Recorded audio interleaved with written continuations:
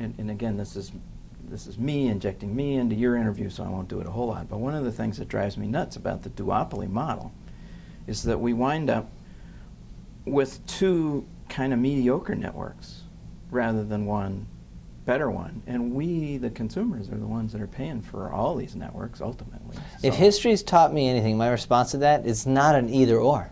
It's not about this model or that model. I think the concept of hybrid is the answer, right? Because it gaps protecting the jobs we have today and the jobs we want tomorrow. And instead of this debate about going, well, is it this or that? I mean, remember everybody kept focusing on the electric car, until finally someone says, why don't we just do like half gas, half electric?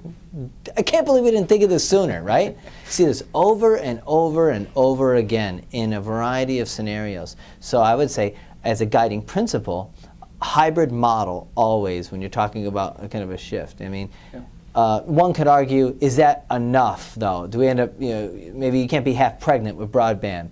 I don't know. Well, all I know is we geeks keep coming out with these technological innovations, and we thought text messaging would be useful for alerting the public for safety issues and other potential serious commerce. And what's the first thing people do? Hook up with it on their mobile phones.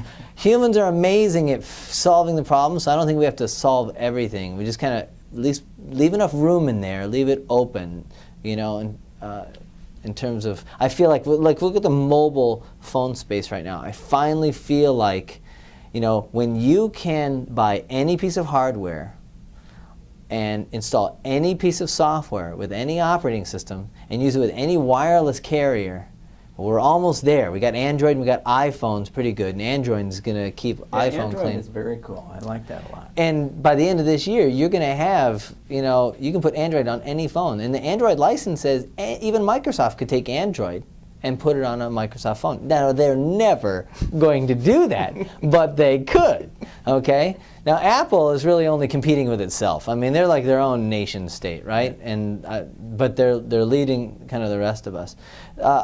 But on a PC, we've had that freedom for a while. You could buy any computer, load any software, and use it on any internet provider. But you haven't been able to do that like with a mobile phone. And still, you can only use the mobile phone, the iPhone, like with AT&T, right. Unless you break the law. So I think we have enough precedents that we ought to be able to predict the future, at least what type of future. Cool. All right. This next part is the part that I've been anticipating for weeks, and that is the chance to ask Robert Stevens the following question, which is, imagine that it's 5-10 years from now, and the internet has evolved and broadband has evolved to whatever it's evolved to, who knows. I'd like to hear a little bit about what that might be, but more importantly, I'd like you to stand out there in like 2015 or 2020 and look backwards in time and tell me about some of the great decisions that we made way back in 2009 that helped get us to that place.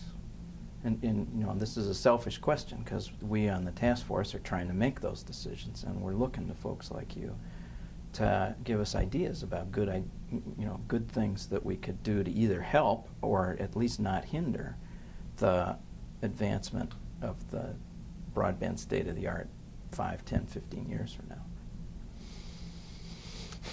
Well, that you anticipated that, broadband might also, the transmission of it might not be necessarily physical through a wire, but wireless, and you anticipated that and kept your options open at least to the point where you anticipated enough change, but you were specific enough, and you made it a priority as a foundational element of commerce, education, community, that was in place. And then you didn't try and predict too much of the future, but predict enough of it where you said, okay, what have we learned through the last 10, 20, 30 years of technology?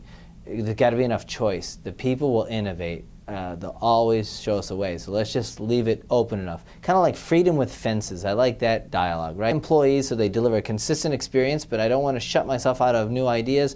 So I call it freedom with fences. You can roam anywhere within here, within this space. In terms of defining that, I mean, that's where that line becomes, being flexible enough. Like maybe that has to do with access rights for, laying this stuff down or expanding it. Or maybe it's tax incentives where you value broadband connections over and above that. The physicality of where you work doesn't matter as much. I believe that benefits Minnesota because the quality of life here is pretty good. So, if I could live anywhere, I mean, I think this looks really attractive even over maybe Silicon Valley, I mean, now that they're going to finally have that. I live right near the crosstown, so that's finally getting fixed. Oh, that's a big break. Yeah, exactly. So once they do that, so I think, you anticipate those basics. I don't know if I answered your question. That's okay. How about this? How about, are there some things that we really shouldn't do? Sitting here way back in 2009, are there some things that if you were sitting out there in 2015 or 20 and you look back and you went, oh, I wish they hadn't done that? Anything there? I'm trying to think on your base layer, of your stack. Bottom of the physical layer. Yeah, because I heard you say, that maybe if we gave a monopoly, we'd get that rapid ascent, but